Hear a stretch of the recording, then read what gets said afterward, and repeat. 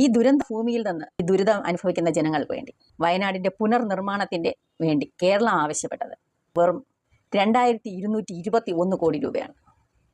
ആ 2221 കോടി രൂപ മോദിക്ക് തരാനില്ല. ഒരു തിരഞ്ഞെടുപ്പ് വിജയത്തിന് വേണ്ടി സ്ത്രീകളുടെ അക്കൗണ്ടിലേക്ക് വെറുതെ നിക്ഷേപിക്കാൻ അയാൾക്ക് 7500 കോടി രൂപയുണ്ട്. എത്ര മ്ലേച്ഛമായ രീതിയാണല്ലേ ഇത്. രാജ്യത്തിനെ നടിക്കുക വയനാട് ദുരന്തം. 400-ൽ പരം മനുഷ്യജീവനുകളാണ് അന്ന് നമുക്ക് നഷ്ടമായത്. ആയിരക്കണക്കിന് ആൾക്കാർക്ക് വീട് നഷ്ടമായി. നമ്മുടെ കേരളം കേന്ദ്രത്തോട് ആവശ്യപ്പെട്ടത് 2221 കോടി രൂപയാണ്. എന്നിട്ട് തന്നതോ 544 കോടി രൂപ, അതും കടമായിട്ട്. അതിൻ്റെ വിശദമായ റിപ്പോർട്ടുകൾ നമുക്ക് കാണാം. ഒരു ദുരന്തമുണ്ടാകുമ്പോൾ കേന്ദ്രത്തിന്റെ സമീപനം എങ്ങനെയായിരിക്കണം? ഏറ്റവും ഒടുവിൽ വയനാട് ദുരന്തമുണ്ടായല്ലോ. ആ ദുരന്തം എന്ന് പറയുന്നത് രാജ്യത്തെ ഞെട്ടിച്ച ദുരന്തമായിരുന്നല്ലോ. 400-ലേറെ പേർ മരിച്ചു. എത്ര ആയിരക്കണക്കിന് ആളുകൾക്ക് വീടുകളില്ലാതായി.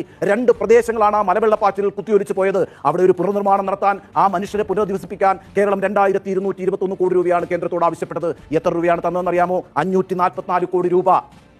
544 കോടി രൂപ എന്ന് പറയുന്നത് കടമായിട്ടാണ് നമുക്ക് നൽകിയത് എന്നൊരു പ്രത്യേകത കൂടിയുണ്ട്. ഏറ്റവും ഒടുവിൽ ഒരു 261 കോടി രൂപ കൂടി തന്നിട്ടുണ്ട്. ഇതാണ് കേരളത്തോടുള്ള സമീപനം എന്ന് പറയുന്നത്. എൻ്റെ പ്രിയപ്പെട്ട പ്രേക്ഷകരെ, ഏറ്റവും കടുത്തൊരു സമീപനം കൂടി നമ്മൾ ഈ അടുത്തിടെ കണ്ടു. എന്തായിരുന്നു അത്? നമ്മുടെ ഈ പറയുന്ന പാവപ്പെട്ട കർഷകരുണ്ടല്ലോ, വയനാട്ടിൽ ഈ ദുരന്തത്തിൽ ദുരിതം അനുഭവിക്കുന്ന കർഷകർ, അവർ ധാരാളമായി പൈസ വിവിധ ബാങ്കുകളിൽ നിന്ന് കൃഷി നടത്തിപ്പിനായി എടുത്തിട്ടുണ്ട്. ആ വായ്പ എഴുതി തള്ളാൻ പോലും കേന്ദ്രം തയ്യാറായില്ല എന്നുള്ളതാണ്. ആകെ വായ്പ എത്രയാണെന്ന് അറിയാമോ? കേവലം 31 കോടി രൂപ.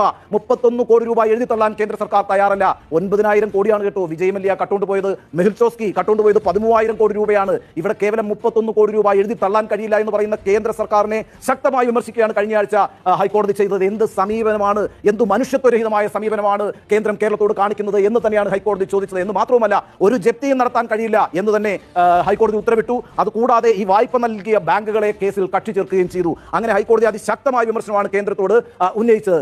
ഞാൻ ഇതിപ്പോൾ ഇവിടെ പറയാൻ ഒരു കാരണമുണ്ട്.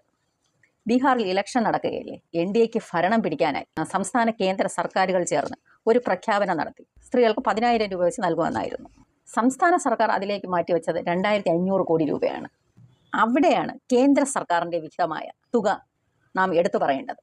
7500 കോടി രൂപയാണ് നരേന്ദ്രമോദി ബീഹാറിൻ്റെ തിരഞ്ഞെടുപ്പ് വിജയത്തിന് വേണ്ടി സ്ത്രീകളുടെ അക്കൗണ്ടിലേക്ക് നൽകിയത്. വീണ്ടും പറയുന്നു, 7500 കോടി. ബീഹാറിലെ 1 കോടി സ്ത്രീകളുടെ അക്കൗണ്ടിലേക്ക് 10000 രൂപ വീതമാണ് കേന്ദ്ര സംസ്ഥാന സർക്കാരുകൾ കൈകോർത്ത് നിന്നുകൊണ്ട് നിക്ഷേപിച്ചിരിക്കുന്നത്. എത്ര അത്ഭുതകരമായ ഒരു നടപടിയാണെന്ന് നിങ്ങൾ ആലോചിച്ച് നോക്കൂ. ബീഹാറിന്റെ ഒരു പദ്ധതി മാത്രമല്ല കേട്ടോ, അവിടെയാണ് പ്രധാനമന്ത്രി നരേന്ദ്രമോദിയുടെ റോൾ എന്ന് പറയുന്നത്. ബീഹാറിലെ മുഖ്യമന്ത്രിയും സർക്കാരും ആകപ്പാടെ നൽകിയിരിക്കുന്നത് ഈ പദ്ധതിക്ക് വേണ്ടി 2500 കോടി രൂപ മാത്രമാണ്. എന്നാൽ നരേന്ദ്രമോദി നൽകിയിരിക്കുന്നത് 7500 കോടി രൂപയാണ്. ഒരു വീഡിയോ കോൺഫറൻസിംഗിലൂടെയാണ് നരേന്ദ്രമോദി ഈ പറയുന്ന ഇനാം പ്രഖ്യാപിച്ച് ഇത്രയും വലിയൊരു തുക നിക്ഷേപിക്കുന്നു എന്ന് പ്രഖ്യാപിച്ചത്. കാരണം പ്രധാനമന്ത്രി നരേന്ദ്രമോദിയുടെ ആവശ്യമാണെന്നേ ബീഹാറിൽ BJP ജയിച്ചു വരേണ്ടത്. അതുകൊണ്ടാണ് നരേന്ദ്രമോദി തന്നെ മുൻകൈയെടുത്ത് 7500 കോടി രൂപ ഒരു വലിയ സംഭാവനയായി ബീഹാറിന് നൽകിയിരിക്കുന്നത്. ഇവിടെ ഒരു ജനത ഒന്നുമില്ലാതെ ജീവനും കയ്യിൽ പിടിച്ച് നിൽക്കുന്ന ഈ അവസ്ഥയിൽ നമ്മളോട് കേന്ദ്ര സർക്കാർ കാണിച്ച രീതി, ഈ കേന്ദ്ര സർക്കാരിന് NDAക്കും വേണ്ടിയാണ് ചിലർ ഇവിടെ കുഴലൂത്ത് നടത്തുന്നത്. കേരളത്തിലെ മനുഷ്യരെ നികൃഷ്ട ജന്മങ്ങളായി നോക്കിക്കാണുന്ന ഇവറ്റകളെ നമ്മൾ തിരിച്ചറിയുക തന്നെ വേണം.